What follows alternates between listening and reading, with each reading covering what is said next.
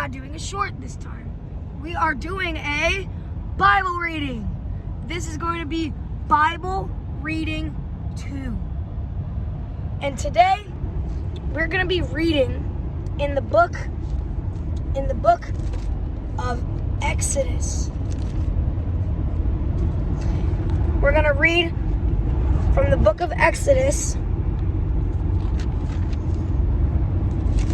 today. So, without further ado, let's get reading.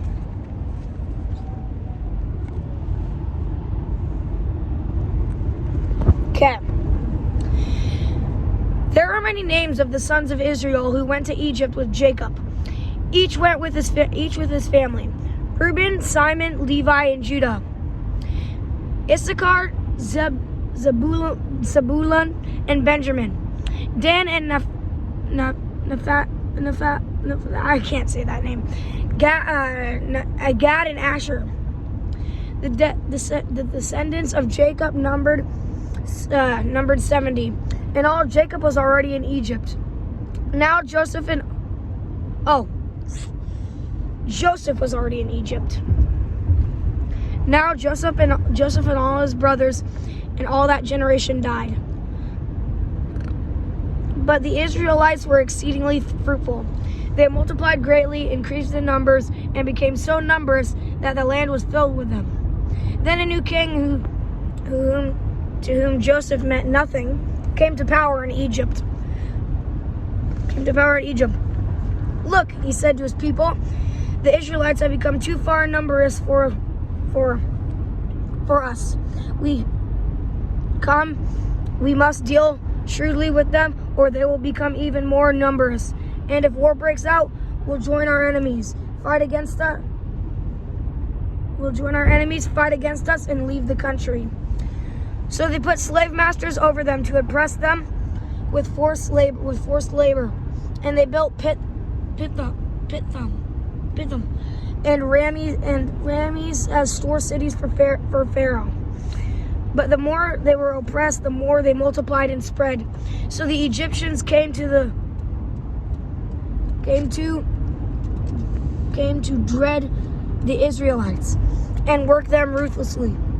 They made their lives bitter with harsh labor and brick and mortar, with all kinds of work in the fields.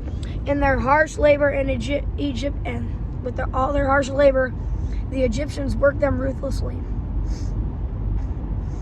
The king of Egypt said to the Hebrew midwives, whose names were Sithra and Puah or something, when you are helping the Hebrew women during childbirth on the delivery stool, if you see that the baby is a boy, kill him.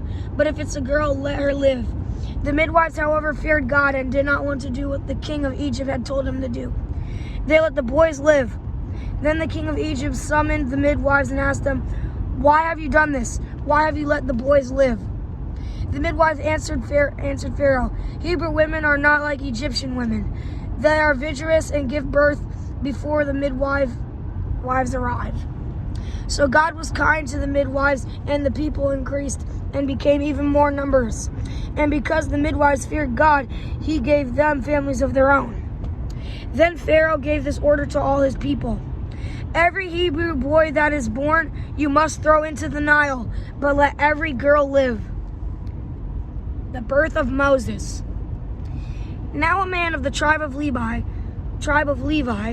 married a Levite woman, and she became pregnant and gave birth to a son. When she saw that he was a fine child, she had him for 3 months. But when she could hide him no longer, she got a papyrus basket for him and coated it with tar and pitch. Then she placed the child in it and put it among the reeds along the bank of the Nile. His sister stood at a distance to see what would happen to him. Then the Pharaoh's daughter went back to the Nile to bathe, and her attendants were walking along the riverbank. She saw a basket among the reeds and sent her female slave to get it. She opened it and saw a baby. He was crying, and she felt sorry for him. "This is one of the Hebrew babies," she said. Then his sister asked Pharaoh's daughter. "Shall I go and get one of the Hebrew women to nurse the baby for you?" "Yes, go," she answered. So the girl went and got the baby's mother.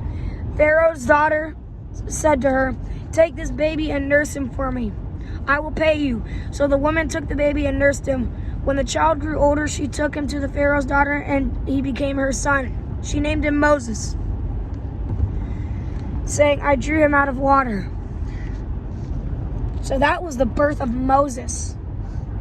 So we've read the Israelites oppressed, the birth of Moses, and now we are going to read Moses flees to Midian. So far, I am half out of breath and I'm still reading. Doing great. One day after Moses had grown up, he went out to where his own people were and watched them at their hard labor. He saw an Egyptian beating a Hebrew, one of his own people, looking this way and that and seeing no one. He killed the Egyptian and hid him in the sand. The next day he went out and saw two Hebrews fighting. He asked the one in the wrong, "Why are you hitting your fellow Hebrew?" The man said, "Who made you ruler and judge over us? Are you thinking of killing me as you killed the Egyptian?" Then Moses was afraid and thought, what I did must have become known. When Pharaoh heard of this, he tried to kill Moses. But Moses fled from the Pharaoh and went to live in Midian, where he sat down by a well. Now a priest of Midian had 7 daughters. They came to draw water and fill throws to water their father's flock. Some shepherds came along and drove them away. But Moses got up and came to the rescue and watered their flock. When the girl returned to Reuel, their father, he asked them, Why have you returned so early today?" They answered, "An Egyptian rescued us from the shepherds. He even drew water for us and watered the flock." "And where is he?" Reuel asked his daughters. "Why did you leave him? Invite him to have something to eat." Moses agreed to stay with the man, who gave his daughter Zipporah to Moses in marriage. Zipporah gave birth to a son, and Moses named him Gershom, saying, "I've become a foreigner in a foreign land." During that long period, the king of Egypt died. The Israelites groaned in their slavery and cried out, and their cry for help because of their slavery went up to God. God heard their groaning, and he remembered his covenant with Abraham, with Isaac, and with Jacob. So God looked up on the Israelites and concerned about them. That was Moses fleed the Midian. So that's all we're going to do our reading for today. I felt like that was a pretty good reading. I really like the book of Moses so far, or the book of Exodus. I think I'm going to keep reading that. Well, James. Brody, You're awesome. you're awesome. We're awesome! See ya. This is James and Brody. And we'll see you in our next video.